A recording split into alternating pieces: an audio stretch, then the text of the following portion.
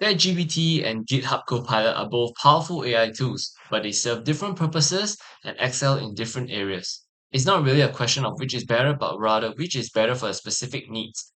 So let's break this down, starting with the experiment. So the experiment is to solve a simple equation and explain it, and I'll compare its speed, accuracy, and detail.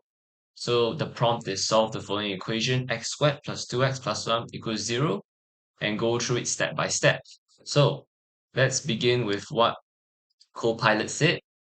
So it identified the type of equation, it identified the A, B, and C. It factored the quadratic equation, find two numbers and multiply to A dot C, and 1 times 1 equals to 1, and add up to B equals to 2. And it says that the numbers that work are 1 and 1. And then write the equation in the factored form, and you can use the equation, write the equation like that. Then when you solve for x, you get x equals to -1. So the solution to the equation is x equals -1, and since the equation factors into a perfect square, there's only one unique solution. So it's pretty step by step, pretty detailed, very clear.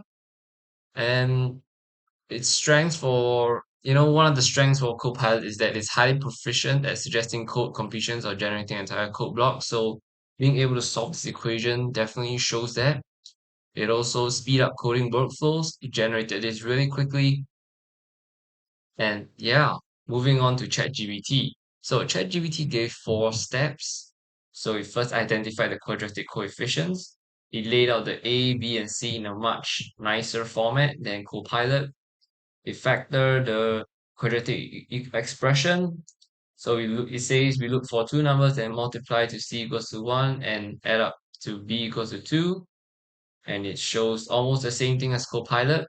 And it solves for x plus 1, and substituting back x equals -1, it checks. So this is one thing that Copilot didn't do, is that it checks the solution to make it more detailed.